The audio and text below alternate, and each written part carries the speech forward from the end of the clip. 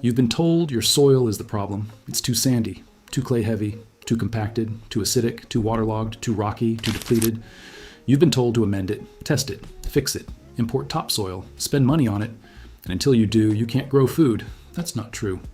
And the 15 plants on this list are the proof. Every single one of them thrives in conditions that would kill a standard vegetable garden. Everyone has been feeding people in difficult soil for centuries, and everyone produces food you can eat in the ground you actually have, without fixing anything first. Some of them will fix the soil themselves while they feed you. Let's get into it. Number 1, sea buckthorn, zones 3 through 7. Sea buckthorn grows in pure sand on windswept coastal dunes and subalpine gravel slopes where almost nothing else establishes. It is cold hardy to minus 40 degrees Fahrenheit. It fixes nitrogen. It prevents soil erosion. Its roots go deep into degraded substrates, and it thrives where fertility is essentially zero. And then there are the berries, which are among the most nutritionally dense fruits documented in modern science.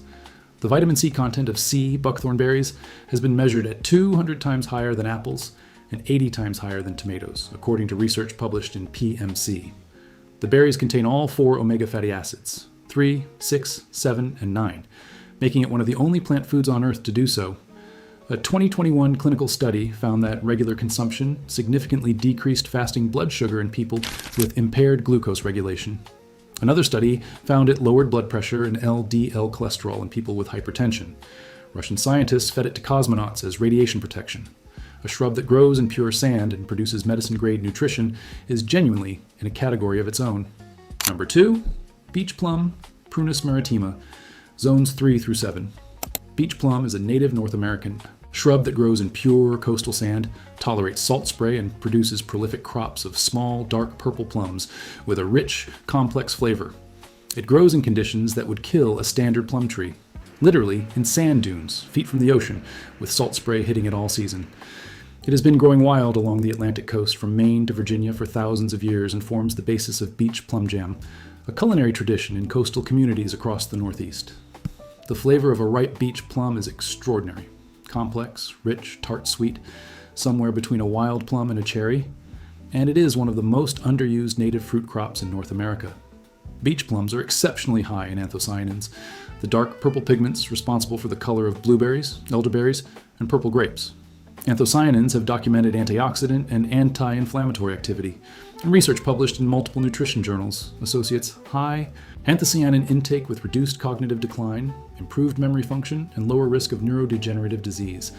If you have sandy, acidic, coastal, or near coastal soil, or any well-drained sandy ground anywhere from zone 3 to 7, beach plum is a native fruit crop that thrives where other fruit trees struggle, produces abundantly once established, and makes something genuinely extraordinary. Number 3, Tepary bean, zones 5 through 11. The Tepary bean was domesticated in the Sonoran Desert of North America approximately 5,000 years ago, which means it has spent 5 millennia adapting to drought, alkaline soil, and desert heat. It produces a full bean harvest from a single rainfall event that would barely dampen the surface of a conventional garden. It fixes nitrogen. It thrives in sandy loam and rocky desert soil. It was a primary protein source for the Tohono O'odham people for millennia and is currently being studied as a climate adaptation. Crop for regions experiencing increasing aridity. The health data is compelling. Multiple studies document the Tepary bean's unusually low glycemic index. It produces significantly lower blood sugar spikes than common beans after consumption, making it particularly valuable for people with type 2 diabetes or insulin resistance. It is high in resistant starch, which feeds beneficial gut bacteria and has documented anti-inflammatory effects. And it grows on land that most other legumes would simply die on. Number 4, sea kale, zones 4 through 9. Sea kale is native to European coastlines and grows in pure shingle and gravel above the tide line, literally in the rocks, with salt spray, with essentially zero soil. It is one of the most dramatically soil-tolerant edible plants in the temperate world. Established plants live for decades, spreading slowly from the crown, and eventually forming impressive architectural clumps. The blanched spring shoots taste somewhere between asparagus and hazelnuts and appear in the finest restaurants in Britain and Scandinavia. Nutritionally, sea kale is high in glucosinolates, the sulfur compounds found in all brassicas that research consistently associates with reduced cancer risk, particularly of colorectal, lung, and breast cancers. It is also a meaningful source of vitamin C and antioxidant flavonoids. If you have gravelly, sandy, or rocky ground that you've written off as unplantable, sea kale turns that ground into a perennial gourmet vegetable bed. Number 5, Siberian Pea Shrub, also called caragana, zones 2 through 7. The Siberian pea shrub is one of the hardiest nitrogen-fixing food plants known. It grows in pure sand, dry clay, and severely degraded soils across the coldest climates in North America and Siberia. Zone 2, that means it survives and produces in conditions that kill most trees. The small yellow flowers are edible. The pea-like seeds are edible. Cooked, they taste like garden peas, with a protein content of around 36%. The plant fixes substantial nitrogen into surrounding soil, improving fertility year after year. The peas are high in plant-based protein, B vitamins, iron, and zinc, all nutrients documented to support energy metabolism, immune function, and red blood cell production. For anyone growing food in harsh northern climates with degraded soil, the Siberian pea shrub is arguably the single most resilient edible plant available. Number 6. Persimmon, American and Asian varieties, zones 4 through 9. The American persimmon, Diospyros virginiana, is native to the eastern United States and grows in pure sand, clay, rocky ground, and almost any soil type you can find. It is one of the most soil-tolerant fruit trees in North America. The caramel-sweet, honey-rich fruit ripens in fall, often hanging on the tree into winter after the leaves have dropped. The Asian persimmon, the variety sold in grocery stores, is equally soil-tolerant and can be grown in zones 7 through 10. Together, these two species cover virtually the entire continental United States, producing a fruit that most people have only ever seen imported. Growing it yourself in difficult soil is entirely possible and almost entirely overlooked. The health profile is exceptional. A 2023 randomized controlled trial published in Frontiers in Nutrition found that tannin-rich persimmon fiber significantly reduced LDL cholesterol and improved lipid profiles after 12 weeks of daily intake. The peel flavonoids have documented anti-diabetic properties, proven to protect against the formation of advanced glycation end products, harmful compounds linked directly to diabetes onset and its long-term complications. A single persimmon provides more than half the recommended daily intake of vitamin A. The American Heart Association has specifically highlighted persimmon as a heart-healthy food. This is not a fruit people expect to grow in their backyard from a tree that tolerates terrible soil. It should be. Number 7. Goji berry, also called wolfberry, zones 5 through 9. The goji berry has been cultivated in China for over 2,000 years and appears in ancient Chinese medical texts as a longevity tonic. It tolerates alkaline, sandy, and drought-prone soil exceptionally well. It is native to the semi-arid low-S plateaus and sandy margins of northern China, where rainfall is scarce and soil fertility is minimal. In the right conditions, it becomes an aggressive, productive shrub reaching 6 feet tall, producing bright red-orange berries in summer and fall that can be eaten fresh or dried. The research on goji berries is among the most extensive for any berry crop. Zeaxanthin, a carotenoid abundant in goji, has documented protective effects against age-related macular degeneration, the leading cause of vision loss in adults over 50. Multiple clinical studies document improvements in immune function, antioxidant status, and energy levels in adults consuming goji extract. A 2015 randomized controlled trial published in Drug Design, Development, and Therapy found that goji supplementation significantly improved fasting blood glucose and insulin sensitivity in patients with type 2 diabetes. Vitamin C content is high, and the polysaccharides in goji berries are currently among the most actively studied compounds in food science for their effects on gut microbiome diversity and immune modulation. A shrub that grows in dry, sandy soil with minimal water, produces a commercially valuable fruit, and has legitimate peer-reviewed clinical trial data behind it, is, in the world of difficult soil gardening, somewhat exceptional. Number 8. Cattail, zones 2 through 10. If you have waterlogged clay, standing water, a boggy corner that drowns everything you try to grow, you have ideal cattail habitat. Cattail is one of the most productive food plants per square foot in the plant world, and almost nobody grows it on purpose. Every part is edible at some stage of the season. The spring shoots taste like cucumber. The green pollen heads taste like corn on the cob when boiled. The dried pollen is a high-protein flour substitute. The roots contain starch that can be processed into a flour with protein comparable to corn flour. Cattail root starch is high in easily digestible complex carbohydrates and has historically been used as a calorie source during food scarcity. The pollen contains vitamins, minerals, and flavonoids with documented antioxidant activity, and it grows in the standing water and waterlogged clay that makes most food gardeners give up on a section of their property entirely. Number 9. Groundnut, Apios americana, zones 3 through 9. The American groundnut produces clusters of tubers strung underground like pearls, tastes like a rich, nutty potato, fixes nitrogen from the air into the soil, tolerates partial shade and moist, sandy ground, and was a primary calorie source for indigenous peoples across eastern North America for thousands of years. Early European settlers ate it to survive their first winters. Then the commercial potato arrived, and it was completely forgotten. The protein content of groundnut tubers is approximately 3 times higher than potatoes, around 17% dry weight, and research documents its content of isoflavones, the same class of compounds found in soy, that have documented effects on hormone balance and cardiovascular health. It improves the soil while feeding you. If that combination exists in any other plant, I have not found it. Number 10. Autumn olive, also called autumnberry, zones 3 through 8.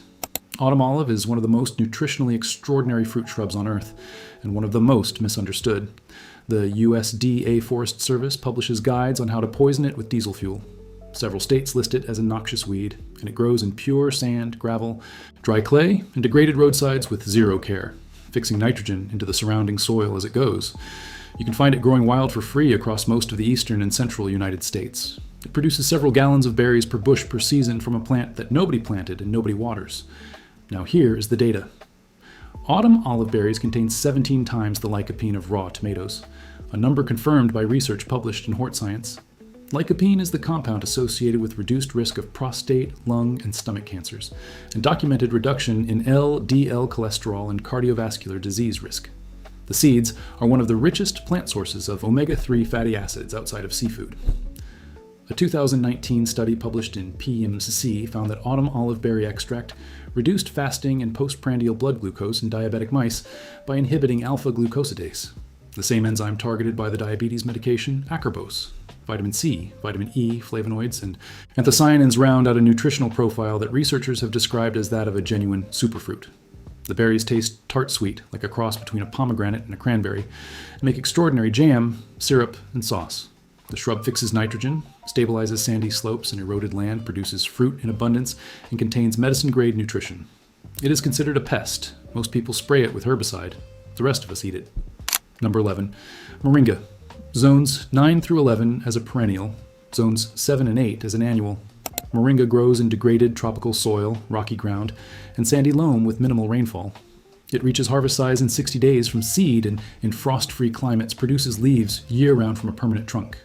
The leaves contain more vitamin C than oranges, more calcium than milk, more iron than spinach, and more potassium than bananas. Those comparisons are from nutritional analysis published in multiple food science journals. The protein content of dried moringa leaf is comparable to meat gram for gram. A 2021 study found single-harvest moringa could supply a full day's nutrition for 340 adults from a small plantation. For anyone with type 2 diabetes or blood sugar issues, moringa leaf extract has been shown in clinical trials to significantly reduce fasting blood glucose levels. It has also shown documented anti-inflammatory, hepatoprotective, and antimicrobial activity in peer-reviewed research. In the right climate, it grows in the worst soil you have and produces nutrition that rivals pharmaceutical-grade supplements. Number 12. Rye. Zones 3 through 8 grows in the poorest, most acidic, sandy soils. Rye is the grain that feeds northern Europe specifically because it grows where wheat dies. Sandy, acidic, frost-prone soils that collapse wheat yields produce abundant rye without amendment. It is the most cold-hardy and soil-tolerant grain crop available to most North American gardeners. Rye contains high levels of beta-glucan fiber, the same compound found in oats that has documented FDA-approved health claims for reducing cardiovascular disease risk. It also contains significant levels of lignans, phytoestrogens, that research associates with reduced risk of hormone-dependent cancers. For anyone growing grain in difficult soil, rye is the starting point before anything else. Number 13, amaranth. Zones 2 through 11 grows as an annual almost anywhere. Amaranth grows in compacted, depleted, drought-prone soils that would collapse a conventional grain crop.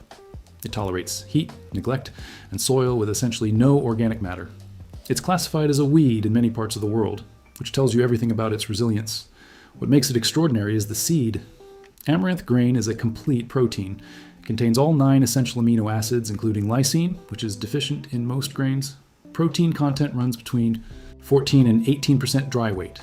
Research documents amaranth's ability to reduce LDL cholesterol, lower blood pressure, and improve insulin sensitivity. The leaves are edible, cooked like spinach, high in iron and calcium, produced continuously from a plant that asks almost nothing from the ground it grows in. It grows from zone 2 to 11, almost anywhere, in almost nothing. Number 14, Bladder Campion, Silane vulgaris, zones 4 through 9. Bladder Campion grows in rocky, calcium-rich, thin soil and has been eaten as a cooked green across Mediterranean Europe, particularly in Spain and Italy, for centuries. It tastes mild and slightly sweet when blanched, and is used in traditional dishes across the Spanish Basque country and the Italian Alps. It tolerates poor, rocky, alkaline soil that defeats most vegetable crops. It self-seeds reliably and maintains a persistent population once established. It is high in vitamin C and contains saponins, compounds them, with documented cholesterol-binding effects in the digestive tract, similar to the mechanism by which oat fiber lowers LDL cholesterol. As an edible weed that colonizes rocky, calcium-rich, or alkaline ground that other crops refuse, it fills a genuine niche for gardeners with that specific problem. Number 15, Jerusalem artichoke, Sunchoke, zones 3 through 9. Jerusalem artichoke grows in virtually any soil, compacted clay, rocky ground, waterlogged corners, poor sandy loam. It produces aggressively and returns from the ground every spring, even when you're trying to remove it, which tells you something about its resilience. The tubers taste somewhat like a water chestnut, sweet, nutty, crunchy when raw, softer when cooked. The reason this crop keeps appearing in health research is its inulin content, a prebiotic fiber that ranges from 14 to 19% of fresh weight, one of the highest concentrations of any food crop.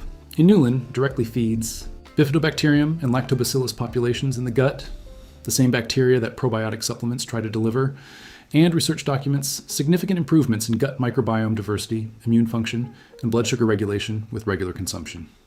The glycemic index is among the lowest of any starchy food. For anyone with gut health concerns, blood sugar management issues, or inflammatory conditions, Sunchoke is one of the most functional food crops available, and it grows in soil that nobody else wants. Every single one of these 15 plants has been surviving and feeding people in conditions that conventional agriculture has given up on. The soil you've been told is the problem is, for most of them, exactly what they prefer. That's it for today. Hope you learned a lot, and I'll see you in the next one.